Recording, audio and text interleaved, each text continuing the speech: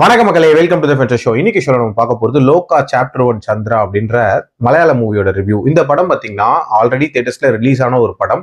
உங்கள நிறைய பேர் ஆல்ரெடி இந்த படத்தை பார்த்திருக்கலாம். ஒருவேளை பார்க்கல அப்படின்னா இன்னையில இருந்து ஜியோ ஹாட்ஸ்டார் ஓடிடி ஆப்ல அவைலபிளா இருக்க போகுது. அதுவும் தமிழ் டப்பிங்லயுமே அவைலபிளா இருக்க போகுது. மின்னல் முரளிக்கு அப்புறம் மட்டும் மலையாள ஃபிலிம் இண்டஸ்ட்ரியில இருந்து வரக்கூடிய மற்றும் ஒரு சூப்பர் ஹீரோ மூவி இது அப்படின்னே சொல்லலாம். சொல்ல போனா இந்த ஒரு பர்டிகுலர் ஜேர்னரை பக்காவா அவங்க மாஸ்டர் பண்ணிட்டாங்க அப்படின்னே சொல்லலாம்.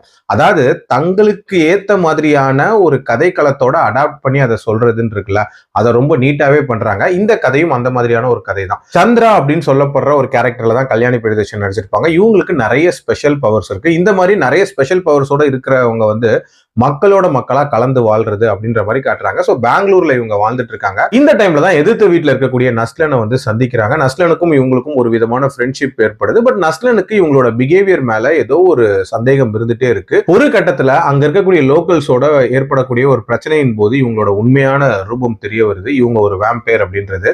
சோ இவங்களுக்கான அந்த பிளாஷ்பேக் என்ன, இவங்க ஏன் இங்க இருக்காங்க, இவங்களுக்கு இன்ஸ்ட்ரக்ஷன் கொடுக்குற நபர்கள் யாரு, டுவர்ட்ஸ் தென் இவங்களுக்கு என்ன ஆகுதுன்ற மாதிரி நிறைய விஷயங்களை சொல்லக்கூடிய ஒரு படம் தான் இந்த படம். சின்ன கல்லு பெத்த லாபம் அப்படின்ற மாதிரி ரொம்ப கம்மி பட்ஜெட்ல ஒரு பயங்கரமான ப்ராஃபிட்டை இந்த படம் பார்த்திருக்கு அப்படின்னே சொல்லலாம்.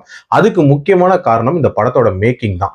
ஒரு கன்வின்சிங்கான ஒரு சூப்பர் ஹீரோ மூவியை ரொம்ப சூப்பரா கொடுத்திருந்தாங்க ஸ்கிரீன்ல அப்படின்னே சொல்லலாம். விஷுவலா பயங்கர ஸ்ட்ராங்கா இருந்த ஒரு படம். அதே மாதிரி இந்த படத்தோட ஃபர்ஸ்ட் ஹாஃப்ல, அதாவது கல்யாணி பிரியதர்ஷன் யாரு, அவங்க என்ன பண்ண போறாங்க, அவங்க மாட்டுவாங்களா இல்லையா அப்படின்ற மாதிரி நிறைய பரபரப்பான காட்சிகள் நிறைஞ்ச ஒரு ஃபர்ஸ்ட் ஹாஃபா தான் போச்சு.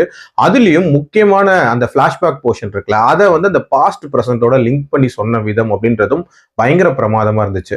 அதே மாதிரி இந்த படத்தோட ஆக்ஷன் சீக்வன்சஸ் அப்படின்றதுக்கும் கண்டிப்பா கிரெடிட்ஸ் கொடுத்தே ஆகணும். ஒரு நீட்டான சூப்பர் ஹீரோ யூனிவர்ஸை பில்ட் பண்றதுக்கான ஒரு நல்ல பிளாட்ஃபார்ம் இந்த படம் அப்படின்ற மாதிரி நான் சொல்லுவேன். பட் இந்த படத்தோட பிரச்சனைகளா எனக்கு பட்டது இந்த படத்தோட செகண்ட் ஹாஃப்ல தான். அதாவது ரொம்ப ரூட்டடா இந்த கதையை சொல்ற வரைக்கும் நமக்கு நல்ல இன்ட்ரெஸ்டிங்கா போச்சு. கொஞ்சம் அவுட் ஆஃப் த பாக்ஸ் போய் இந்த வழக்கமான சூப்பர் ஹீரோ படங்கள்ல வர மாதிரியான விஷயங்களை ஆட் பண்ண நினைக்கிறாங்கல்ல, அங்கதான் பிரச்சனைகளா ஆரம்பிக்குது. நிறைய லாஜிக்கல் ஃபிளாஸ் இருக்கு. அண்ட் கேமியோஸோட பிளேஸ்மெண்ட் அப்படின்றதுமே கூட இன்னும் கொஞ்சம் பெட்டரா இருந்திருக்கலாம். இது மாதிரி ஒரு சில பிரச்சனைகள் இருக்கதான் செய்யுது. அண்ட் கண்டிப்பா செகண்ட் ஹாஃபோட ஸ்கிரீன் பிளே பெட்டரா இருந்திருக்கலாம். பட் ஓவரால் ஒரு கம்ப்ளீட் மூவியா பார்க்கும்போது கண்டிப்பா ட்ரை பண்ணி பார்க்கக்கூடிய ஒரு படம். என்னோட ரேட்டிங் இந்த படத்துக்கு 3.25 out of 5. அடல் கண்டென்ட்லாம் பெருசா இல்ல, பார்க்கலாம். மீண்டும் அடுத்த விமர்சனத்தில் சந்திக்கிறேன். நன்றி, வணக்கம்.